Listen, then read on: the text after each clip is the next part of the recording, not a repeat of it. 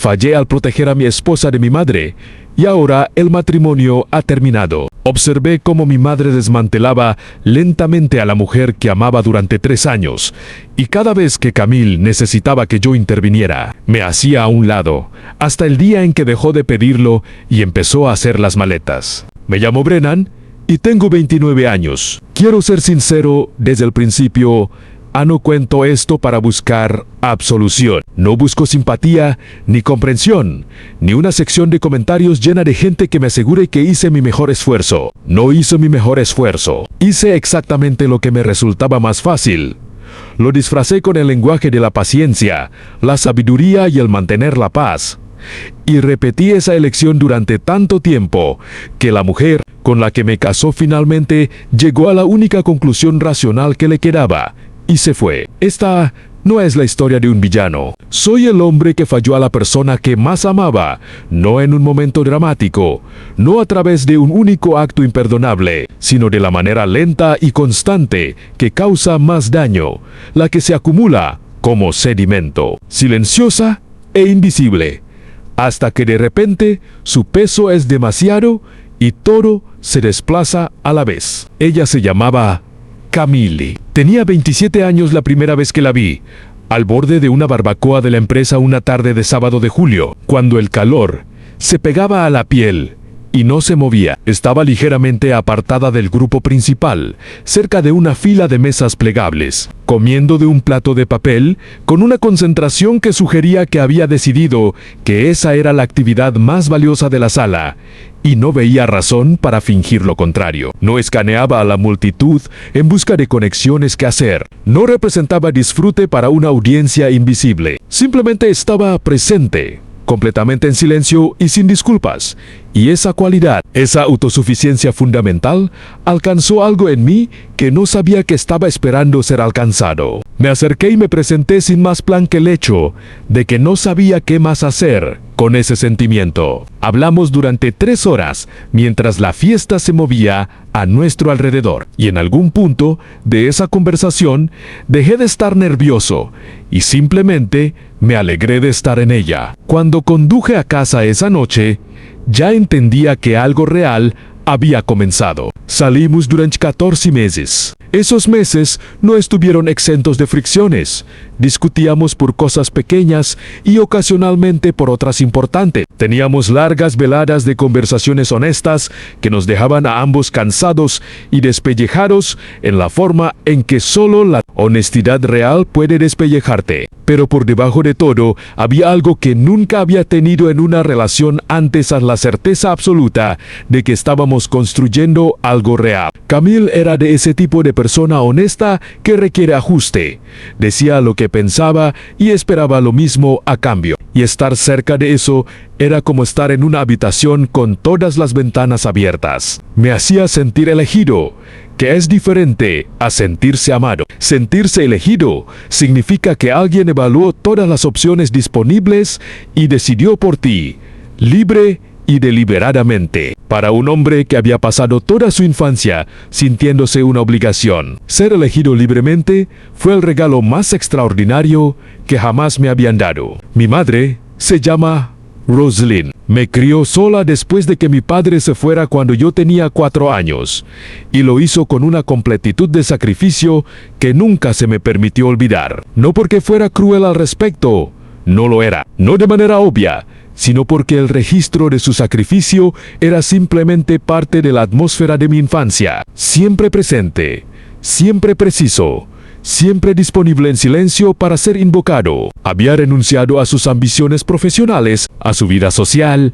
a su libertad personal, y lo había convertido todo en devoción total hacia un solo propósito, yo. Crecí entendiendo a un nivel más profundo que el pensamiento que le debía algo que no podía cuantificarse ni pagarse por completo, que estaba, de alguna manera, estructural y permanente, en deuda con ella, y que el pago continuo apropiado de esa deuda era la lealtad, el tipo particular, que significa que no permites que nada se interponga entre tú y la persona que sangró para darte una vida. Cuando le hablé a Rosalind sobre Camille, algo se movió detrás de sus ojos que reconocí y me negué a nombrar. Dijo que estaba contenta. Su sonrisa llegó a su cara una fracción de segundo demasiado tarde, como si la orden se hubiera dado y los músculos hubieran obedecido, pero la autorización interna no se hubiera procesado por completo. Cuando llevé a Camille a casa a cenar,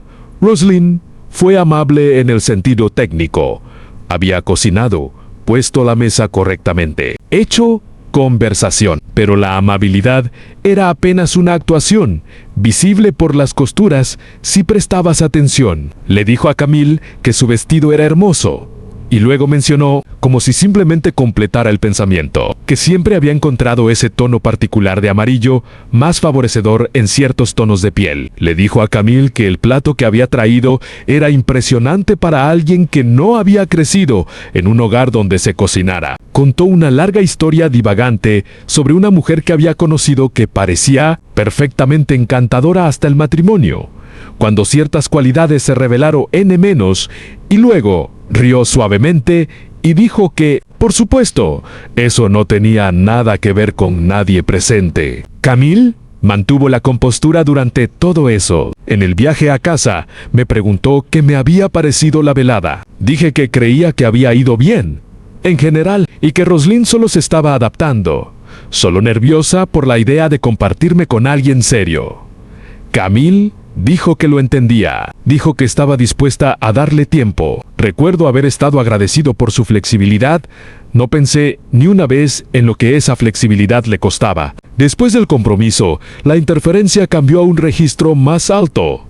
Rosalind empezó a llamarme a diario. Las llamadas siempre se presentaban como revisiones ordinarias, pero nunca lo eran. ¿Había notado algo? ¿O escuchado algo? ¿O se sentía responsable de plantear una preocupación? Había observado a Camille revisando su teléfono durante la cena de compromiso y pensó que debería saberlo, porque en su experiencia, ese tipo de distracción en momentos significativos revelaba dónde residían las verdaderas prioridades de una persona. Había hablado de segunda mano con alguien que había trabajado con Camille y había oído que podía ser difícil bajo presión, y no quería sugerir nada, solo quería que tuviera la imagen completa. Había estado pensando en el futuro y preguntándose, suavemente, si una mujer tan centrada en su carrera como Camille eventualmente encontraría que las exigencias de la familia entraban en conflicto con sus ambiciones. Cada llamada terminaba de manera idéntica, a menos según Rosalind, diciendo que confiaba completamente en mi criterio, que solo me quería y necesitaba que estuviera informado. Absorbí cada palabra sin rechistar. Me dije a mí mismo que se estaba adaptando. Creí en mis propias tranquilizaciones con un compromiso que ahora entiendo que no era creencia en absoluto. Era evasión vestida con ropa de creencia. La planificación de la boda fue el primer lugar donde mi fracaso tuvo una forma específica que podría haber señalado, si hubiera estado dispuesto a mirarlo directamente. Camille había imaginado algo íntimo, 30 personas que realmente importaran, un espacio donde la cercanía de la ocasión pudiera sentirse realmente. Rosalind tenía una visión diferente, que incluía casi 50 nombres adicionales, la mayoría de los cuales Camille nunca había conocido. Cuando mencioné la preferencia de Camille a mi madre, Rosalind se quedó muy callada y luego comenzó a llorar. No more drama. Dichamente, solo de manera constante, el llanto suave que no exige nada porque no necesita hacerlo. Dijo que le quedaban tan pocas alegrías reales. Dijo que había imaginado este día durante tanto tiempo. Dijo que entendía perfectamente si sus sentimientos no eran la prioridad. Volví donde Camille y le dije que necesitábamos ampliar la lista. Le dije que significaría mucho para mi madre. Le dije que podríamos hacer que el espacio se sintiera íntimo independientemente del número de invitados. Y Camille, porque era Camille, me miró fijamente durante un largo momento y luego dijo que Sian guardó la decepción y la puso en algún lugar donde no se suponía que yo la viera, y la vi hacerlo y sentí alivio. No gratitud, no conciencia, a menos alivio. No entendí entonces. Lo que entiendo ahora en el alivio debería haberme alarmado, porque lo que acababa de comunicar a mi esposa, sin decir nunca las palabras, era que sus preferencias eran la variable ajustable en cualquier ecuación, donde la comodidad de mi madre también fuera un factor. Camille archivó eso. Anne no dijo nada. Fue paciente de la forma en que solo alguien que realmente cree en una persona puede ser paciente, añadiendo a un registro en silencio, esperando que aquello en lo que creía finalmente se mostrara. La boda sucedió como Rosalind quiso. En la recepción, Rosalind dio un discurso que duró 7 minutos y contenía su propio nombre más de una docena de veces y el nombre de Camille ni una sola. Sostuve la mano de mi esposa debajo de la mesa durante todo el tiempo y miré fijamente al frente. Y cuando terminó, me incliné y dije algo que se suponía debía consolarla. Ella no respondió. Levantó su copa con el resto de la sala y llevó la sonrisa que ya estaba aprendiendo a reconocer, la que construía específicamente para ocasiones que requerían que representara contentamiento que no sentía menos, y me dije a mí mismo que lo difícil había quedado atrás. Lo difícil ni siquiera había comenzado. El primer año de nuestro matrimonio fue una erosión lenta. Esa es la imagen a la que vuelvo una y otra vez, porque es la más precisa a menos N, o una explosión no morhuen kelepsu, sino el desgaste silencioso de algo sólido por algo que nunca dejaba de moverse. Rosalind se movía a través de nuestro matrimonio como el agua se mueve a través de la piedra, no con fuerza o dramatismo, sino con una consistencia que significaba que el daño siempre se estaba acumulando, incluso cuando la superficie parecía inalterada. Pasaba por el apartamento sin avisar, siempre con una razón, siempre con algo en la mano, algo horneado, algo que había olvidado, un correo que había llegado a su dirección. Se quedaba 1 o 2 horas mientras Camille trabajaba en la habitación de atrás, y luego me llamaba después para compartir sus impresiones. Sus impresiones nunca eran tranquilizadoras. Siempre había una preocupación, siempre una cosa pequeña y cuidadosa que había notado y que se sentía obligada a transmitir. Camille venía a mí después de esas llamadas. Era clara al respecto de la manera en que era clara, sobre todo, no enfadada, no llorosa, solo precisa. Me decía que las llamadas me estaban cambiando. Decía que podía sentirlo en la hora después de que colgaba el teléfono. Un enfriamiento sutil, una leve preocupación, una distancia de unos pocos grados que ella no debería haber podido medir. Pero Lohak decía que no estaba pidiendo una confrontación con Rosalind, ni pedirme que eligiera bando, ni nada extremo. Solo pedía reconocimiento, que yo viera lo que ella describía y confirmara que era real, que no lo estaba imaginando, que su experiencia de su propio matrimonio era lo suficientemente precisa como para ser creída por el hombre que se suponía que era su compañero. Lo que le di en cambio fue contexto. Expliqué la historia de Rosalind con detalle cuidadoso y paciente, el sacrificio, la soledad, el miedo a perder la única relación que había dado estructura y significado a su vida adulta. Le dije que el comportamiento de mi madre no era malicioso sino asustado. Le dije que si podía encontrar la manera de extender un poco más de comprensión, las cosas se calmarían naturalmente a medida que Rosalind se sintiera más cómoda con la realidad del matrimonio. Y cada vez que decía estas cosas, veía algo pequeño e irrecuperable moverse detrás de los ojos de Camille. Un retiro silencioso, una lámpara que se apagaba en un solo incremento. No more extinguida, solo reducida. Lo vi cada vez y seguí hablando de todos modos, porque la explicación era más fácil que la disculpa. Y la disculpa me habría exigido aceptar algo sobre mí mismo que aún no estaba dispuesto a enfrentar. Los momentos individuales se acumularon con una regularidad que Camille rastreaba, sin anunciar nunca que lo hacía. Rosalind me reenviaba artículos por correo electrónico sobre transparencia financiera en matrimonios jóvenes, sobre el papel de la familia extendida en hogares estables, sobre valores compartidos entre parejas, sin ningún mensaje adjunto, solo el enlace que de alguna manera pesaba más por la ausencia de palabras. En cada reunión familiar, Rosalind preguntaba si habíamos hablado de tener hijos, y cuando Camille decía que no teníamos prisa, dejaba que el silencio después de esa respuesta se alargara exactamente un latido demasiado antes de cambiar de tema. En la cena de cumpleaños de Camille, una cena que había organizado yo, en un restaurante que a ella le encantaba, Rosalind pasó la mayor parte de la comida hablándome sobre bienes raíces, y la conversación se condujo como si Camille fuera decorativa, en lugar de estar presente. Reconocida cuando se le dirigía directamente y, por lo demás, orbitada en lugar de incluida. Camille comió su cena y dijo las cosas correctas.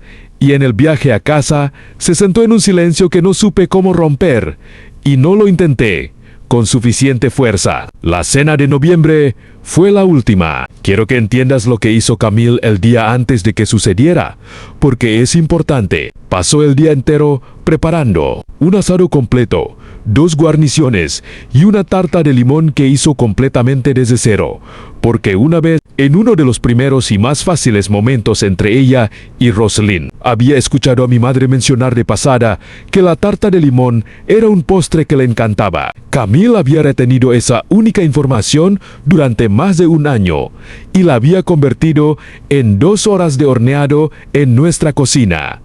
Esa era quien era ella, una mujer que recordaba lo que decías que amabas y lo hacía para ti, incluso cuando le habías dado todos los argumentos razonables para dejar de intentarlo. Ella seguía intentándolo porque me amaba y entendía que mi madre estaba entretejida en lo que amarme requería. Y todavía, después de todo, estaba dispuesta a hacer el trabajo. Rosalind llegó 40 minutos tarde. Entró e hizo el lento examen de reconocimiento del apartamento que siempre hacía, el que comunicaba sin una sola palabra un inventario silencioso de todo lo que no cumplía con los estándares no dichos que llevaba consigo a todas partes.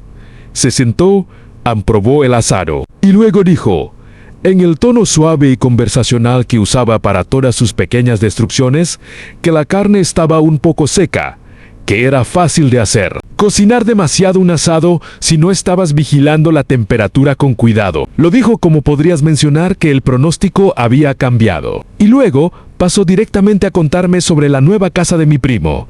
Y la conversación no volvió a Camille por el resto de la comida. Rosalind habló conmigo y alrededor de Camille, y a través de ella durante 2 horas completas. Y Camille sirvió la comida, recogió los platos y sacó la tarta de limón, que Rosalind recibió con un asentimiento educado y ningún comentario adicional.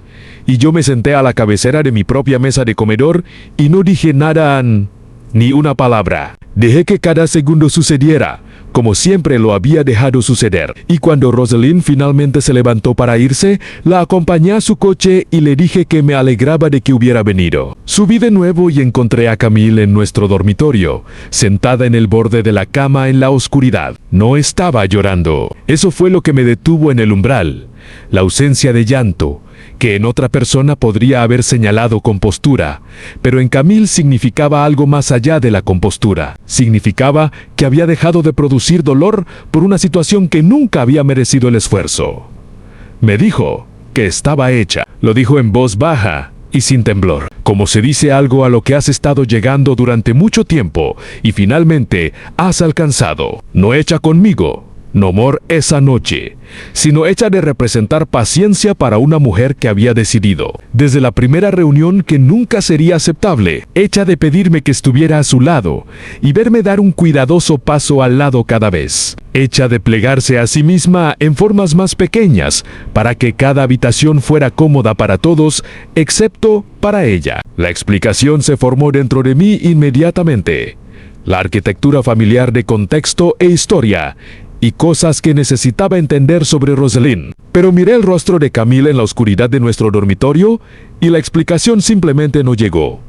Por primera vez, murió antes de llegar a mi boca. Me quedé allí, en el umbral, y sentí todo el peso de lo que decía caer sobre mí, sin el amortiguador de mi respuesta habitual. Y no intenté dejarlo en el suelo. Fuimos a terapia. 6 sesiones con un hombre metódico, sin prisas, que hacía el tipo de preguntas que crean condiciones en las que las historias cómodas sobre uno mismo se vuelven imposibles de mantener. En esa sala, frente a Camille, con alguien más escuchando, finalmente, la escuché claramente de una manera en la que aparentemente había sido incapaz de escucharla cuando estábamos solos. Ella nunca me había pedido que la eligiera a ella sobre mi madre. Esa no era la petición. Me había pedido que la eligiera junto a mi madre, que sostuviera ambas relaciones con el mismo peso. que le hiciera saber a través de acciones consistentes que ella era una prioridad, que su experiencia de su propia vida era lo suficientemente real como para ser defendida. Esa era toda la petición, y yo la había tomado cada vez y la había enterrado bajo contexto, explicaciones y sugerencias amables de que se ajustara. Y lo que eso comunicaba, lo que había comunicado cada día durante 3 años sin interrupción, era que su comodidad era lo que cedía, cuando cualquier otra cosa estaba en juego. Ella había recibido ese mensaje con total claridad. Yo lo había enviado con total consistencia. Ninguno de los dos había estado confundido sobre lo que estaba sucediendo. Simplemente me había negado a mirarlo directamente. Se mudó un jueves por la mañana de febrero. Era deliberada al respecto de la manera en que era deliberada en casi todo. Y tomó lo que era suyo y no tocó lo que no lo era. Tomó su ropa, sus libros y el molde para tarta de limón que había comprado específicamente para cenas que nunca le dieron lo que merecía. Dejó el apartamento en mejor orden de como lo había encontrado y cerró la puerta con una tranquilidad que fue peor que cualquier sonido que pudiera haber hecho. Mi madre llamó 9 días después. Dijo que sentía cómo habían resultado las cosas. Dijo que siempre había esperado lo mejor. Dijo que creía que encontraría a alguien con el tiempo que fuera más adecuado, alguien que realmente entendiera lo que la familia y el compromiso requerían. Dijo todo con la voz cálida y sincera de una mujer que creía totalmente en su propia buena voluntad. Y yo me senté en el apartamento vacío y escuché, y no sentí nada de lo que esperaba sentir. Ningún consuelo, ningún alivio al volver a la gravedad más simple de su atención indivisa, solo la fría, plana y total comprensión de lo que realmente había hecho. Me había sido entregado algo raro, una mujer que me eligió libremente, que fue honesta conmigo, incluso cuando le costaba, que hizo tarta de limón para una mujer que nunca la había hecho sentir bienvenida, que volvió a la misma conversación una y otra vez, no porque fuera ingenua, sino porque creía en mí lo suficiente para seguir intentándolo. Y yo había tomado esa creencia y la había usado para mantenerme cómodo. Había tratado su paciencia como un recurso inagotable y su lealtad como una donación permanente. Y lo había hecho todo desde detrás de la cobertura de una narrativa que había estado ensayando desde la infancia, la narrativa del hijo devoto, el hombre que no podía soportar ser la razón por la que su madre sufría. Esa narrativa era cierta, y me había costado todo lo que importaba. Tengo 29 años. Vivo solo ahora, en un apartamento en una calle que todavía se siente extraña de la manera en que los lugares lo son cuando llegas a ellos por pérdida en lugar de por elección. Pienso en Camille la mayoría de las mañanas y en muchas noches. Y a horas aleatorias entre medias cuando algo pequeño trae el recuerdo. El olor a limón. Una tarde de julio, con aire espeso. Una mujer separada de una multitud, con la dignidad asentada de alguien que no necesita nada de la sala. Pienso en lo que le diría a la versión de mí mismo que se sentó frente a ella durante 3 horas en esa barbacoa y ya sabía, en algún lugar por debajo del pensamiento, que esto era real. Le diría que reconocer algo real no es suficiente, que el amor sin el valor para defenderlo es solo sentimiento que lleva la cara del amor, que la mujer que te elige libremente merece sentirse elegida a menos alto, visiblemente y con costo, especialmente cuando es difícil, especialmente cuando alguien más se va a decepcionar, especialmente cuando cada instinto entrenado en ti desde la infancia te dice que lo más seguro es el silencio. Le diría que sea lo suficientemente valiente para ser esposo antes que hijo. No lo fui, lo sé ahora de una manera que no puedo desaprender. Y el saber no es consuelo, no es redención, y no devuelve ni una sola cosa que perdí. Pero es la verdad plena e indefensa menos, y la honestidad era lo único que ella siempre me pidió, solo que perdí a ella para finalmente dársela.